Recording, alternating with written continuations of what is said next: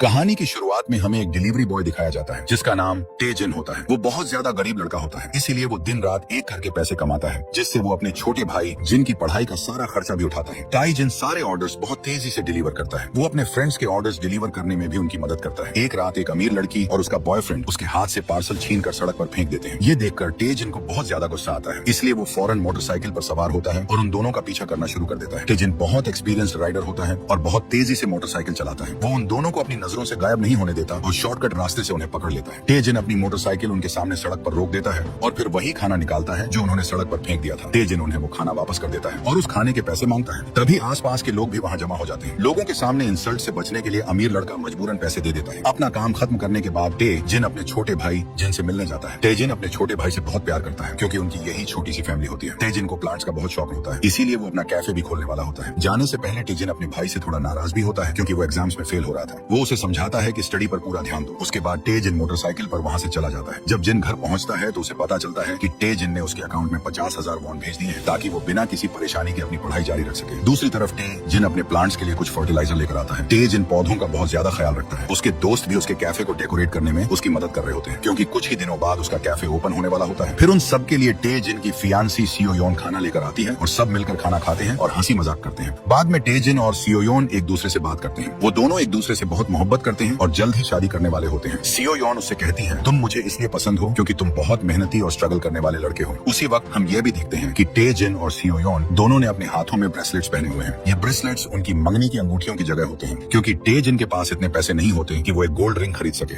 अगली सुबह टे बहुत जल्दी उठता है और पूरे दिन के लिए अपना खाना तैयार करता है। उसके बाद वो काम पर चला जाता है और ऑर्डर्स डिलीवर करने लगता है। टेजिन बिल्कुल नहीं जानता था कि आज के दिन का हर सेकंड पहले ही किसी ने प्लान कर रखा है। दरअसल किसी ने उसकी जिंदगी बर्बाद करने की एक बहुत बड़ी साजिश कर रखी थी, जिसके बारे में आगे जाकर पता चलेगा। पार्सल डिलीवर करने के बाद जैसे ही वो वापस जाने के लिए मुड़ता है, उसी वक्त लिफ्ट ऊपर चली जाती है, इसलिए उसे सीढ़ियों से नीचे आना पड़ता है। तभी उसकी नजर एक प्लांट पर पड़ती है जो प्रॉपर केयर न मिलने की वजह से खराब हो रहा होता है। टेजिन उन प्लांट्स को धूप से हटाकर एक बेहतर जगह पर रख देता है। फिर वो पेपर पर ऑनर के लिए एक एडवाइस लिख देता है ताकि वो उनकी प्रॉपर केयर कर सके। मगर टेजिन नहीं जानता था कि यह उसकी जिंदगी की सबसे बड़ी गलती बनने वाली है। फिर एक बूढ़ी औरत टाइजिन से मदद मांगती है कि वो उसका बैग दूसरी तरफ ले जाए। टाई दिल का बहुत अच्छा इंसान होता है, इसलिए वो उसकी मदद कर देता है। लेकिन टाइजिन को जरा भी अंदाजा नहीं होता कि इस बैग के अंदर क्या है। रात के वक्त वो एक शॉप से खाना लेता है और बाहर आकर खाने लगता है। तभी उसे अपने पास फोन की रिंगटोन सुनाई देती है। पहले तो टे थोड़ा घबरा जाता है, फिर वो बिना सोचे फोन उठाता है और कॉल रिसीव करता है। एक लड़की उससे बात करती है और कहती है कि यह फोन उसका है। वो टे से रिक्वेस्ट करती है कि वो फोन उसके एड्रेस पर पहुंचा दे। पहले तो टेजिन साफ साफ इनकार कर देता है, मगर जब वो लड़की उसे 3 लाख वॉन ऑफर करती है तो टे भी लालच में आ जाता है और उसका फोन डिलीवर करने के लिए मान जाता है। लड़की से एड्रेस लेने के बाद टे अपनी मोटरसाइकिल स्टार्ट करता है और उस जगह की तरफ जाने लगता है। जब वो उस एड्रेस पर पहुंचता है तो वहाँ एक टनल होती है। टेजिन को बहुत अजीब महसूस होता है। तभी उस लड़की का फोन दोबारा आता है। वो लड़की उसे कहती है कि सामने जो टनल है उसके अंदर इमरजेंसी फोन बॉक्स है, वहीं पर फोन रख देना और तुम्हारी पेमेंट भी वहीं पर है। टेजिन उसके घर जाकर मोबाइल देना चाहता था, मगर वो लड़की उसे अपने घर का एड्रेस नहीं बताती। पैसों के लालच की वजह से टेजिन उस टनल के अंदर चला जाता है। वो उस फोन बॉक्स के अंदर मोबाइल रख देता है और 3 लाख वॉन उठा लेता है। लेकिन जैसे ही वो वहाँ से जाने लगता है, अचानक एक ट्रक उसकी तरफ हाई बीम लाइट्स करता है। टेजिन को समझ नहीं आता कि ऐसा क्यों किया जा रहा है। अगले दिन टाइजिन बहुत ज्यादा खुश होता है क्योंकि उसने सिर्फ एक मोबाइल डिलीवर करके 3 लाख वॉन कमा लिए थे। कुछ देर बाद उसका भाई भी आ जाता है और दोनों मिलकर ब्रेकफास्ट करते हैं। दोपहर के वक्त जब टेजिन अकेला होता है और तेज बारिश हो रही होती है, उसी लम्हे अचानक पुलिस उसके घर का दरवाजा तोड़कर अंदर घुस जाती है। टे उनसे बचकर भागने की पूरी कोशिश करता है, लेकिन पुलिस वाले उसे जमीन पर गिरा देते हैं और उसे गिरफ्तार कर लिया जाता है। पुलिस स्टेशन पहुंचते ही टेजिन को बहुत सारे जर्नलिस्ट घेर लेते हैं। सब उससे कत्ल के बारे में सवाल कर रहे होते हैं जो उसने किया ही नहीं होता। ये न्यूज पूरे कंट्री में आग की तरह फैल जाती है। सब लोग यही समझ रहे होते हैं कि असली कातिल टेजिन है और उसे सजा मिलनी चाहिए। पुलिस स्टेशन के अंदर ऑफिसर्स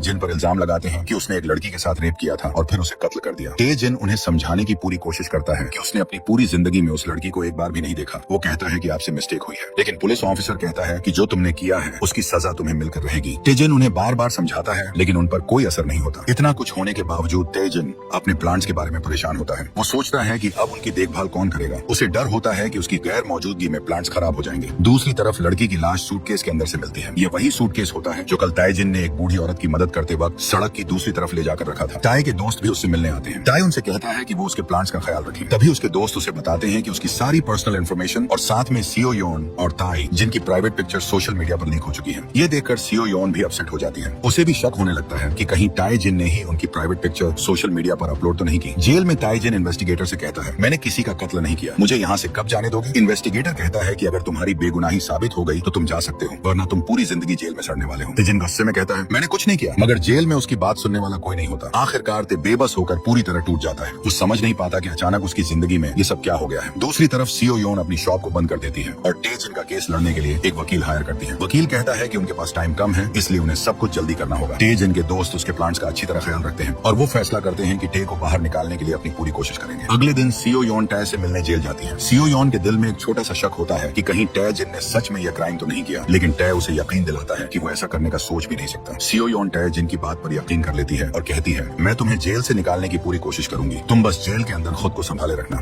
उसके बाद सीओ योन जिन और टे जिन के दोस्त दोबारा वकील को बुलाते हैं। वकील उन्हें बताता है कि अगर तुम टे को बचाना चाहते हो तो हमें यह साबित करना होगा कि जिस वक्त वो लड़की कत्ल हुई थी उस वक्त टे जिन डिलीवरी के काम करने में बिजी था। इसलिए वकील कहता है कि पिछले 2 दिनों में टे ने जो कुछ भी किया उसकी एक बहुत डिटेल्ड टाइमलाइन तैयार करनी होगी। सभी को यह आइडिया बहुत ज्यादा पसंद आता है। ये काम इतना मुश्किल भी नहीं था क्योंकि टे अपनी डिलीवरी की हर रिसीट संभाल कर रखता था। सीओ योन टे जिन का भाई और उसके दोस्त फैसला करते हैं कि वो सब मिलकर टे को बेकसूर साबित करेंगे। सीओ योन टे जिन से पिछले 2 दिनों के बारे में हर छोटी से छोटी बात पूछती है ताकि उसकी कंप्लीट टाइमलाइन तैयार की जा सके। फिर वो टे जिन की तमाम डिलीवरी रिसीट्स जमा करते हैं। वो सब उन तमाम एड्रेसेस पर जाना शुरू कर देते हैं जहां टे जिन ने उन 2 दिनों के दौरान ऑर्डर्स डिलीवर किए थे, ताकि यह साबित किया जा सके कि टे किस वक्त कहां गया था। सब लोग जानते थे कि टे जिन एक अच्छा और शरीफ इंसान था, इसलिए उसे जानने वाले सभी लोग उसकी मदद करते हैं। कुछ टाइम की डिटेल्स उन्हें नहीं मिल पाती, इसलिए वो टे जिन से दोबारा मिलते हैं। टे जिन उन्हें याद करके बताता है कि उस वक्त वो कहां पर गया था। वो सर्विलांस कैमरों से भी फुटेज निकलवा लेते हैं जिससे टे जिन की हर मूवमेंट को साबित किया जा सकता था। आखिरकार वो उसके पिछले 2 दिनों की एक बहुत डिटेल्ड टाइमलाइन तैयार कर लेते हैं। वकील को भी यकीन नहीं होता कि उन्होंने इतनी ज्यादा इंफॉर्मेशन कैसे जमा की है। ये टाइमलाइन साफ तौर पर साबित करती थी कि टे जिन एक पल के लिए भी नहीं रुकता था। वो अपना हर सेकंड काम में इस्तेमाल करता था, इसलिए उसके पास कोई भी क्राइम करने का बिल्कुल वक्त नहीं होता था। वकील उन्हें बताता है कि इस डिटेल्ड टाइमलाइन की वजह से हम आसानी से ये केस जीत जाएंगे। ये सुनकर सब लोग बहुत खुश हो जाते हैं और उन्हें लगता है कि अब टे जिन बहुत जल्द बाहर आ जाएगा। सीओ योन ये टाइमलाइन देखकर खुद भी हैरान होती है कि टे जिन दिन रात मेहनत करके पैसे कमाता था। आखिरकार कोर्ट हियरिंग का दिन आ जाता है। जिन और सीओ योन ताई जिन को यकीन दिलाते हैं कि तुम्हें कुछ नहीं होगा। वकील कोर्ट के सामने ताई जिन की गिरफ्तारी से पहले के 2 दिनों की कंप्लीट टाइमलाइन सामने लाता है। वो जज को समझाता है कि टे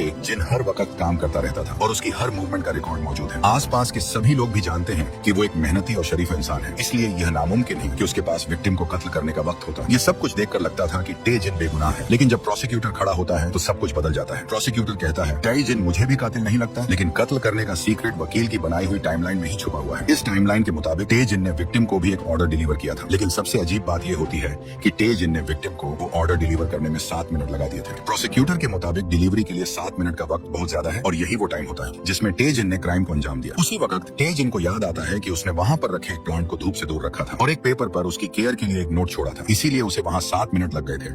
लेकिन प्रोसिक्यूटर इसके बाद कोर्ट में टे जिन की एक वीडियो फुटेज दिखाता है जिसमें ताई जिन एक भारी बैग को लेकर जा रहा होता है। टे जिन उन्हें बताता है कि एक बूढ़ी औरत ने उससे मदद मांगी थी, इसलिए वो उसका बैग सड़क की दूसरी तरफ लेकर गया था। लेकिन वीडियो में सिर्फ टे जिन ही होता है और इस वीडियो में बूढ़ी औरत की वीडियो रिकॉर्ड नहीं होती। प्रोसिक्यूटर बताता है ये वही बैग था जिसमें लड़की की लाश मिली थी। प्रोसिक्यूटर ताई जिन से कहता है, मान लिया कि तुमने एक बूढ़ी औरत की मदद की थी, लेकिन हमारे पास और भी ढेर सारे सबूत हैं। वो एक सीसीटीवी फुटेज दिखाता है जिसमें टे जिन के पास विक्टिम का फोन होता है। टे जिन ये देखकर बुरी तरह हैरान हो जाता है। वो कहता है, मुझे ये फोन सड़क पर मिला था। प्रोसिक्यूटर बताता है कि जिस जगह टे जिन ने फोन डिलीवर किया था वहां से कुछ दूर ही विक्टिम की लाश मिली थी। उनका कहना था कि टे जिन ने रात के वक्त उस लड़की की लाश को पानी में फेंक दिया था, लेकिन ट्रक की लाइट्स की वजह से रात को उसकी वीडियो सीसीटीवी कैमरा में रिकॉर्ड हो गई। वो यह भी कहता है कि जीपीएस डेटा के मुताबिक विक्टिम का फोन सारा दिन टे जिन के पास ही था। जहाँ टे जिन जाता विक्टिम का फोन भी उसी लोकेशन पर होता। टे जिन बहुत ज्यादा घबरा जाता है और उसे कुछ भी समझ नहीं आ रहा होता, लेकिन फिर प्रोसिक्यूटर एक ऐसी तस्वीर दिखाता है जिससे टे जिन के लिए बचना नामुमकिन हो जाता है। वो क्राइम सीन की तस्वीरें कोर्ट के सामने लाता है। प्रोसिक्यूटर कहता है कि जब टे जिन ने 7 मिनट डिलीवरी करने में लगा दिए थे तब उसने लड़की को बाथरूम के अंदर बेदर्दी से कत्ल किया था। क्राइम सीन की तस्वीर में टे जिन और सीओ योन की मंगनी वाला ब्रेसलेट भी नजर आता है। ये देखकर सीओ योन को यकीन हो जाता है कि लड़की का कत्ल ताई जिन ने ही किया था। तब प्रोसिक्यूटर कहता है कि ताई जिन यह भी झूठ बोल रहा था कि उसे एक पौधे की वजह से होटल में 7 मिनट लग गए थे। प्रोसिक्यूटर उन्हें पूरे होटल की तस्वीरें दिखाता है जहाँ एक भी पौधा मौजूद नहीं होता। प्रोसिक्यूटर टे जिन को एक रिपोर्ट भी दिखाता है जिससे यह साबित होता था कि ताई जिन ने लड़की के साथ रेप किया था। इतने मजबूत सबूत होने की वजह से टे जिन का बचना नामुमकिन था। वो उठकर जज को समझाने की कोशिश करता है और चीख कर कहता है, मैंने कुछ नहीं किया, मैं बेकसूर हूँ। लेकिन पुलिस उसकी बात नहीं सुनती और उसे दोबारा हिरासत में ले लेती है। ताई जिन चीखता रहता है मगर पुलिस वाले उसे वहाँ से लेकर चले जाते हैं। आखिरकार ताई जिन को उम्र कैद की सजा सुना दी जाती है। अगली सुबह सीओ योन टे जिन से मिलने जेल आती है। वो उसे बताती है कि वकील ने तुम्हारा केस लड़ने से इनकार कर दिया है। कोई और वकील भी यह केस हैंडल करने के लिए तैयार नहीं हो रहा क्योंकि सबको लगता है कि टे जिन ने बेदर्दी से लड़की का कत्ल किया था। फिर सीओ योन टे जिन से वो मंगनी वाला ब्रेसलेट दिखाने को कहती है जो दोनों ने पहन रखा था। लेकिन जब टे टे जिन अपने हाथ को देखता है तो ब्रेसलेट उसके पास नहीं होता। सीओ योन ने ट्रायल के दौरान वो ब्रेसलेट मर्डर सीन की तस्वीर में देखा था, इसलिए उसे लगता है कि टे जिन ही असली कातिल है। टे जिन उसे समझाता है कि वो ब्रेसलेट उसके घर के अंदर कहीं गिर गया था, लेकिन सीओ योन को लगता है कि वो झूठ बोल रहा है। उसका टे जिन पर रहा सहा भरोसा भी टूट जाता है। सीओ योन उसे वो ब्रेसलेट भी वापस कर देती है और कहती है कि वो किसी कातिल के साथ रिलेशनशिप नहीं रखना चाहती। टे जिन यह देखकर बहुत ज्यादा दुखी होता है। वो सीओ योन को समझाता है कि वो बेकसूर है और जल्द ही दुनिया के सामने सच्चाई आ जाएगी। लेकिन अब सीओ योन अपने फैसले से हटने वाली नहीं थी। वो टे जिन को किस्मत के सहारे छोड़कर वहाँ से चली जाती है। कुछ दिन बाद उसी पुलिस स्टेशन से प्रिजन बस निकलती है। इसी बस में टे जिन भी होता है। प्रिजन बस में उन्हें दूसरी जेल में ट्रांसफर किया जा रहा होता है। टे जिन को जिस जेल में भेजा जाता है वो एक हाई सिक्योरिटी जेल होती है। इस जेल से भागना ऑलमोस्ट इम्पॉसिबल होता है। जब कैदी बस से निकलते हैं तो पहले से मौजूद कैदी उनका मजाक बनाते हैं और उन्हें गंदी गंदी गालियां देते हैं। जेल के अंदर नए कैदियों को बताया जाता है कि किस वक्त उन्हें काम करना है और किस वक्त उन्हें खाना दिया जाएगा। उन्हें हफ्ते में सिर्फ एक बार नहाने की इजाजत होती है। फिर उनकी बहुत सख्ती से इंस्पेक्शन की जाती है, जिसके बाद उन्हें एक नई आइडेंटिटी मिल जाती है। अब ताई जिन को ऑफिशियली कातिल बना दिया जाता है। अगली सुबह एक वकील ताई जिन से मिलता है जिसका नाम किम होता है। किम ताई जिन से कहता है, मैंने तुम्हारी पूरी केस फाइल देखी है। मुझे लगता है तुम्हारे साथ गलत हुआ है। मैं कोर्ट के फैसले को ठीक नहीं मानता। मुझे ऐसा लगता है जैसे किसी ने जानबूझकर तुम्हें इस झूठे केस में फंसाया है। ताई जिन कहता है, मेरी बातों पर कोई यकीन नहीं करता। मुझे मेरे अपने भी छोड़कर चले गए और उन्हें भी लगता है कि मैं कातिल हूँ। किम उसे तसल्ली देता है और कहता है, मुझे तुम्हारी हर बात पर भरोसा है। फिर किम अपनी नोटबुक और मोबाइल निकालता है और सब कुछ रिकॉर्ड करने लगता है। किम उससे कहता है, तुम अच्छी तरह सोचो और कोई भी ऐसी चीज याद करने की कोशिश करो जो मेरी मदद कर सके, जिससे मैं दोबारा केस ओपन कर सकूं। तेजिन को एक बात परेशान कर रही होती है कि क्राइम सीन पर जो ब्रेसलेट मिला था वो उसका नहीं था, वो किसी और का ब्रेसलेट था। तभी तेजिन को याद आता है कि उसका ब्रेसलेट उसके भाई के रूम में गिर गया था। किम कहता है, मैं अच्छी तरह इन्वेस्टिगेशन करूंगा और इस छोटे से क्लू से दोबारा केस ओपन करूंगा। किम ताई जिन से उसके घर का एड्रेस लेता है और ताई जिन को समझाता है कि हमारे दरमियान हुई बात किसी को भी मत बताना। किम की वजह से तेजिन को थोड़ी उम्मीद मिलती है कि शायद वो उसे बेकसूर साबित कर सकेगा। जाने से पहले किम उसे अपना कार्ड भी देता है। जब तेजिन अपने सेल में जा रहा होता है उसी वक्त कुछ कैदी उसे पकड़ लेते हैं। ताई जिन गार्ड से मदद मांगता है, मगर वो ताई जिन की बात को नजरअंदाज कर देता है क्योंकि यह इस जेल के सबसे बड़े गैंग और ताकतवर लीडर के आदमी होते हैं। इस लीडर का नाम द्योक्सु होता है। गार्ड्स भी उसके साथ मिले हुए होते हैं क्योंकि द्योक्सु उन्हें पैसे देता है। बाकी कैदी उसे जेल का मैनेजर कहते हैं। वो जेल को अपना घर समझता है और तमाम कैदियों से पैसे लेता है। जो कैदी उसे पैसे नहीं देता वो उसकी हालत खराब कर देता है। वो टे जिन को जबरदस्ती द्योक्सु के पास ले जाते हैं। द्योक्सु के सामने टे जिन को घुटनों के बल बिठाया जाता है। द्योक्सु उससे पूछता है, तुम्हें कितने साल की सजा हुई है? तेजिन खामोश रहता है और कोई जवाब नहीं देता। वो वहाँ से भागने की कोशिश करता है, लेकिन द्योक्सु के आदमी उसे पकड़ लेते हैं और जमीन पर लिटा देते हैं। तब द्योक्सु कहता है, जेल में कैदी आता तो अपनी मर्जी से है, लेकिन जिंदा मेरी मर्जी से जाता है। द्योक्सु आगे कहता है, अगर तुमने मेरे सवाल का जवाब न दिया तो मैं तुम्हारे दोनों हाथ काट दूंगा। तेजिन बहुत ज्यादा डर जाता है। वो उसके सवाल का जवाब देता है कि मुझे उम्र कैद की सजा सुनाई गई है।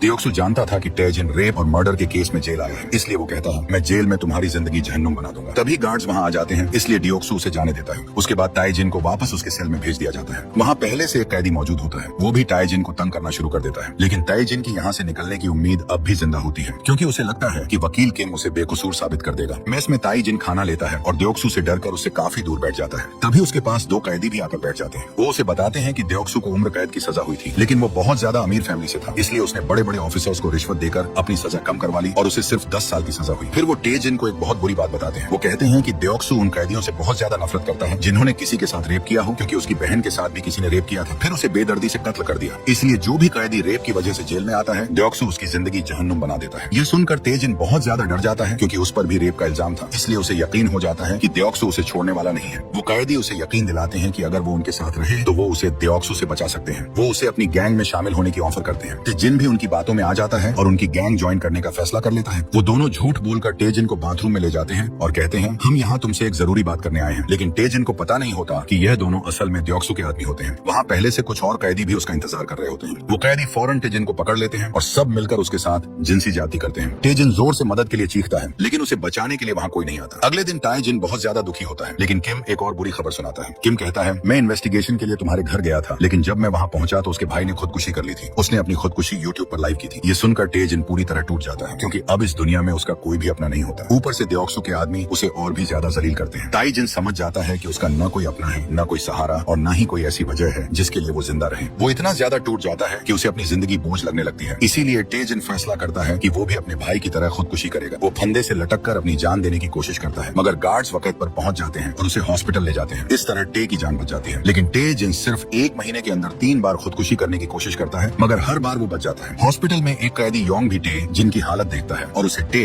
जिन पर बहुत ज्यादा तरस आता है। डॉक्टर्स टे जिन को सेडेटिव का इंजेक्शन देते हैं क्योंकि वो पूरी तरह मेंटली और इमोशनली टूट चुका होता है। इसी तरह दिन गुजरते रहते हैं और टे जिन को जेल के अंदर 1 साल कंप्लीट हो जाता है। टे जिन का का कई महीनों तक इलाज चलता रहता है। टाइजिन के दोस्त हर महीने उससे मिलने आते हैं, लेकिन टाइजिन किसी से नहीं मिलता। जब ईस्टर संडे आता है तो उस वक्त तक टाइजिन की हालत कुछ बेहतर हो चुकी होती है, इसलिए वो एक चर्च में जाता है। योंग भी चर्च में ऑल्टर सर्वर होता है। वो टेजिन को देख लेता है। जब सब कैदी चले जाते हैं तो योंग टेजिन के पास जाता है और उसे एक केक देता है। योंग उससे बात करने की कोशिश करता है और उसे समझाता है कि वो खुद पर कंट्रोल करना सीखे। अब उसे समझ जाना चाहिए कि जेल ही उसका घर है। तभी टेजिन की नजर योंग के हाथ पर बने हुए कुछ निशान पर पड़ती है। टेजिन फौरन समझ जाता है कि योंग ने भी खुदकुशी करने की कोशिश की थी। योंग टेजिन से कहता है, मुझे पता है तुम अपनी जान देने की कोशिश कर रहे हो। फिर योंग अपने बारे में बताता है, मैं पिछले 15 साल से इस चर्च में सर्विस कर रहा हूँ, लेकिन इतने साल रहने के बावजूद मेरा यहाँ रहने को जरा भी दिल नहीं करता। मैं भी बिल्कुल तुम्हारी तरह था। जब मैं पहली बार जेल आया था तो मैं बहुत डरा हुआ था और मेरा जिंदा रहने का दिल नहीं करता था, लेकिन फिर भी मैंने खुद को यहाँ एडजस्ट किया। ये जिंदगी बार बार नहीं मिलती। अपना कोई मकसद बनाओ और उसके लिए जिंदा रहो। खुद को किसी न किसी काम में मसरूफ रखो। इस तरह यह मुश्किल वक्त भी गुजर जाएगा। एक दिन तुम पीछे मुड़कर देखोगे तो तुम्हें महसूस होगा कि वो मुश्किल दिन तुम्हारी जिंदगी में आए ही नहीं थे। यॉन की बातें ताई जिन के दिल को छू जाती हैं। वो अचानक फूट फूट कर रोने लगता है और उसी वक्त फैसला करता है कि वो अपना वक्त बर्बाद नहीं करेगा। अपने सेल में जाने के बाद ताई जिन एक पेपर पर अपने लिए एक रूटीन बनाता है ताकि वो अपना वक्त किसी काम में लगा सके और उसकी जिंदगी का कोई मकसद बन जाए। जेल में डियोक्सो के आदमी उसे पकड़कर बुरी तरह मारते हैं, इसलिए वो उनसे बचने के लिए रोजाना सख्त एक्सरसाइज करता है। वो जेल में बनी लाइब्रेरी में जाकर बुक्स पढ़ता है। जेल में ताई जिन को एक खाली जगह नजर आती है। एक पुलिस वाला उसे कुछ बीज लाकर देता है, इसलिए ताई जिन जमीन को अच्छी तरह ठीक करता है और उन बीजों को वहाँ लगा देता है। ताई जिन को पहले से पौधों का शौक था, इसलिए वो पौधों के बारे में सब कुछ जानता था। साथ साथ वो रिपेयर वर्कशॉप में कोर्सेज लेना भी शुरू कर देता है। ताई रोज एक्सरसाइज करता है। दिन हफ्तों में और हफ्ते महीनों में बदलते जाते हैं। वो अपने लिए एक प्रॉपर वर्कआउट रूटीन बना लेता है और मुसलसल उसकी प्रैक्टिस करता रहता है। ताई जिन डियोक्सो को जहाँ भी मिलता, डियोक्सो उसे हर बार बुरी तरह मारता, लेकिन ताई जिन उसे अपनी ट्रेनिंग समझता और उसके हर अटैक को बर्दाश्त करता। आहिस्ता आहिस्ता वो इम्प्रूव हो रहा था। वो खाना भी पहले से ज्यादा खाता था, जिससे वो पहले से ज्यादा मजबूत और पावरफुल बन जाता है। उसके पौधे भी उगाते हैं। ताई जिन उनका भी ख्याल रखता है और अपनी रूटीन पर सख्ती से अमल करता है। योंग ताई जिन को एक बुक देता है। वो उस बुक को पढ़ता है और सीखता है कि जेल के अंदर कैसे सर्वाइव करना है। योंग और ताई जिन अच्छे दोस्त भी बन जाते हैं। उन दोनों की फ्रेंडशिप आगे जाकर और भी इंटरेस्टिंग हो जाती है। जेल में अब ताई जिन का वक्त बहुत तेजी से गुजरने लगता है और देखते ही देखते 5 साल गुजर जाते हैं। दूसरी तरफ हमें एक बहुत ज्यादा अमीर आदमी का घर दिखाया जाता है। वो अपने खास रूम में जाता है और अपने नए मिशन को पूरा करने वाला होता है। उसके सामने एक बहुत बड़ी स्क्रीन होती है जिसमें हजारों सर्विलांस कैमरों तक एक्सेस होता है। वो स्क्रीन पर बहुत सारे लोगों को देखता है और थोड़ी ही देर में उसे अपना मिशन पूरा करने के लिए एक लड़का मिल जाता है। दूसरी तरफ जेल में ताई जिन अपने पौधों की देखभाल कर रहा होता है। तभी जेल का गार्ड टोनी उसके पास आता है। वो ताई जिन से दोस्तों की तरह बात करता है। उसी ने ताई जिन के पौधों को उगाने में काफी मदद की होती है। टोनी ताई जिन को अपना एक पौधा देता है और कहता है कि मेरे पौधे को किसी तरह की बीमारी लग गई है। ताई जिन देखते ही समझ जाता है कि उसे क्या हुआ है। ताई जिन हमेशा की तरह दूसरों की मदद करने वाला इंसान होता है, इसलिए वो फौरन टोनी के पौधे की देखभाल करने के लिए मान जाता है। कुछ देर बाद योंग वहाँ आता है और उसके लिए केक लेकर आता है। योंग कहता है, यहाँ के बहुत से कैदी अपने किए हुए क्राइम्स पर फख्र करते रहते हैं, लेकिन तुम उन जैसे नहीं हो। तुम एक अच्छे इंसान हो। फिर योंग ताई जिन को एक बुरी खबर देता है। वो बताता है कि आज मेरा जेल में आखिरी दिन है। कल से तुम मेरी जगह चर्च में काम करोगे। योंग भी उदास होता है क्योंकि उसने अपनी जिंदगी के 25 साल जेल में गुजारे होते हैं और वो भूल चुका होता है कि बाहर कैसे रहना है। ताई जिन यह सुनकर इमोशनल हो जाता है क्योंकि अब उसे पता होता है कि वो योंग को दोबारा नहीं देख सकेगा। वो अपने आंसू रोकने की कोशिश करता है और योंग को मुबारकबाद देता है। जब योंग जाने लगता है तो ताई जिन उससे पूछता है, तुम मेरे साथ इतने अच्छे क्यों रहे? योंग जवाब देता है, मैं तुम्हें सिर्फ यह सिखाना चाहता था कि जेल के अंदर भी खुद को अच्छा इंसान बनाया जा सकता है। ताई जिन योंग को अलविदा कहता है। वो उसके सामने झुककर उसका एहतराम करता है और जेल में उसकी मदद करने के लिए योंग का शुक्रिया अदा करता है। योंग के जाने के बाद ताई जिन ऑल्टर सर्वर बन जाता है। एक दिन वो बाहर बैठा होता है, तभी उसे एक नया कैदी नजर आता है जिसका दूसरे कैदी मजाक उड़ा रहे होते हैं और उसे तंग कर रहे होते हैं। ये देखकर ताई जिन को अपना गुजरा हुआ वक्त याद आता है जब वो भी इसी तरह डरा हुआ और अकेला था। टोनी इस नए कैदी को चर्च में ताई जिन के पास लेकर आता है। ताई उसके साथ बैठता है और उससे बात करता है। नया कैदी अपना नाम माइलो बताता है। माइलो ताई जिन को बताता है कि वो बेकसूर है। वो अपनी स्टोरी ताई जिन को सुनाता है। एक दिन मुझे सड़क पर एक फोन की रिंगटोन सुनाई दी। मैंने फोन उठाया तो दूसरी तरफ एक लड़की थी। उसने कहा कि अगर मैं उसका फोन वापस कर दूं तो वो मुझे पैसे देगी। ये सुनकर ताई जिन हैरान रह जाता है। वो फौरन समझ जाता है कि उसे भी जानबूझकर किसी ने फंसाया है। मिलो आगे बताता है, मैं उसकी बात मान गया, लेकिन सर्विलांस कैमरों ने मुझे फोन के साथ रिकॉर्ड कर लिया और किसी आदमी ने पहले से मेरे खिलाफ एक मर्डर केस की प्लानिंग की हुई थी। सबसे हैरान करने वाली बात यह थी कि मर्डर वाली जगह पर मेरे फिंगरप्रिंट भी थे, हालांकि मैं उस जगह एक बार भी नहीं गया। ताई यह सुनकर बिल्कुल शॉक में चला जाता है क्योंकि ताई जिन के साथ भी बिल्कुल ऐसा ही मामला हुआ था। फिर मिलो एक जरूरी बात बताता है। वो कहता है, कल सुबह किम नाम का एक वकील मुझसे मिलने आया था और आज फिर वो मुझसे मिलने आया और उसने बताया कि उसकी माँ ने खुदकुशी कर ली है। मिलो बताता है कि वकील भी इस प्लानिंग का हिस्सा है। टेजिन को यकीन हो जाता है कि मिलो बिल्कुल सच कह रहा है। इस वकील ने टेजिन से भी कहा था कि वो उनके दरमियान हुई बात किसी को न बताए। टे वापस अपने सेल में जाता है और पूरी रात सोचता रहता है कि उसका कोई दुश्मन भी नहीं था। फिर उसके खिलाफ किसने यह प्लानिंग की? टे को पूरी रात नींद नहीं आती। जब सुबह होती है तो बाहर से उसे गार्ड्स की आवाजें आती हैं। जब वो बाहर जाकर देखता है तो उसे पता चलता है कि मिलो ने खुदकुशी कर ली है। ये देखकर टेजिन को बहुत ज्यादा गुस्सा आता है। वो फैसला कर लेता है कि जो भी ऐसा प्लानिंग कर रहा है वो उससे बदला लेकर रहेगा। अगले दिन ताईजिन किम से मिलता है। किम ताईजिन से नई इन्फॉर्मेशन लेने आया होता है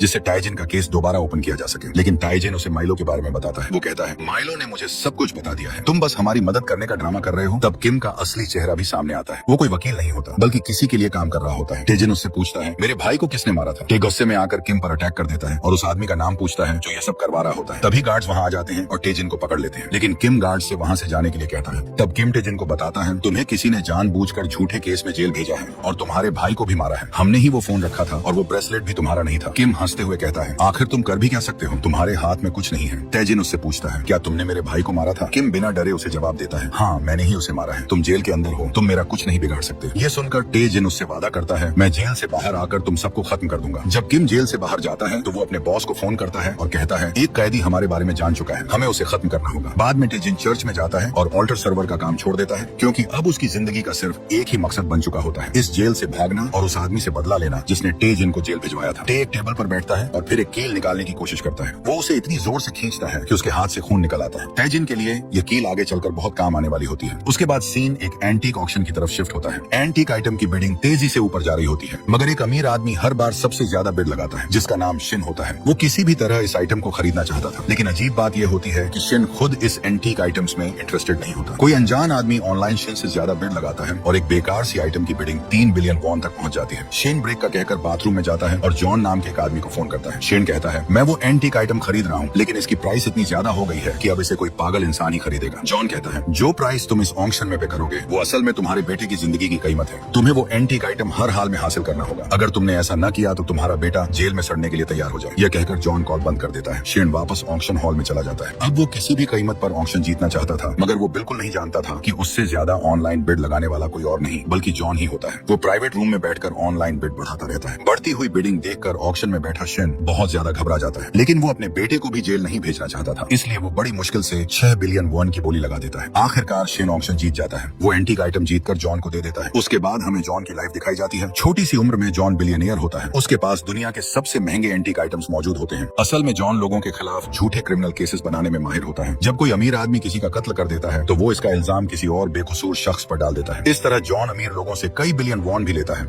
और उन्हें रेयर एंटीक आइटम्स खरीदने के लिए कहता है। जॉन का घर भी ऐसी ही एंटीक चीजों से भरा हुआ होता है। ऑक्शन के बाद जॉन शेन को फोन करता है और उसे बताता है, तुम्हारे बेटे का केस अब हमेशा के लिए क्लोज हो चुका है। मिलो तुम्हारे बेटे की जगह जेल गया था, आज सुबह जेल में मर गया है। अब तुम्हारा बेटा बिल्कुल सेफ है। इस तरह हमें पता चलता है कि मिलो भी जॉन की वजह से जेल गया था। जॉन के और भी कई बड़े बिजनेसेस होते हैं, जिनमें रियल एस्टेट कंपनी भी शामिल होती है। जब किम ताई जिन से मिलकर जेल से बाहर आया था तो उस वक्त उसने जॉन से ही कांटेक्ट किया था और ताई जिन के बारे में बताया था कि उसे सब कुछ पता चल गया है। जॉन टेजिन को खत्म करने के लिए एक डॉक्टर को फोन करता है और उसे हुक्म देता है कि वो टेजिन को जेल के अंदर ही खत्म कर दे। दूसरी तरफ जेल में डेसू के आदमी टेजिन को रोक लेते हैं। डेसू अपने आदमियों को हुक्म देता है कि वो टेजिन की हड्डियां तोड़ दें, लेकिन 4 साल की मुसलसल ट्रेनिंग के बाद टेजिन अब पहले जैसा कमजोर नहीं था। जैसे ही डेसू के आदमी उस पर हमला करते हैं, टेजिन एक एक करके सबको गिरा देता है और कुछ ही देर में डेसू के आदमियों की हवा निकल जाती है। टे डेसू से कहता है, आज मैं तुम्हें छोड़ रहा हूँ, अगली बार तुम्हारा भी तेरे आदमियों जैसा हाल करूंगा। डेसू पहली बार किसी से डर रहा होता है। उसकी सब कैदियों के सामने इज्जत खाक में मिल जाती है। अब वो हर हाल में टेजिन से बदला लेना चाहता था। तभी 2 कैदी बैठकर बात कर रहे होते हैं कि टेजिन ने डेसू के आदमियों को बुरी तरह मारा था, लेकिन उन्हें अंदाजा नहीं होता कि डेसू उनकी बात सुन रहा है। वो सीधा उन पर अटैक कर देता है और एक आदमी को बुरी तरह मारने लगता है। कोई भी उसे बचाने के लिए आगे नहीं आता। डेसू के आदमी गार्ड्स को भी वहाँ से दूर ले जाते हैं। तभी वहाँ एक नया कैदी आता है जिसका नाम गैंग जय होता है। गैंग जय और डेसू कभी जेल में एक दूसरे के दुश्मन हुआ करते थे, लेकिन अब वो एक दूसरे के दोस्त बन चुके थे। अब देखना ये है, क्या टेजिन जेल के अंदर जिंदा बच पाएगा और वो कैसे जॉन से अपने भाई की मौत का बदला लेगा। ये जानने के लिए देखिए अगला पार्ट। अगर वीडियो अच्छी लगी हो तो वीडियो को लाइक और चैनल को सब्सक्राइब जरूर कीजिएगा और कमेंट में प्यारा सा इमोजी जरूर ड्रॉप करना।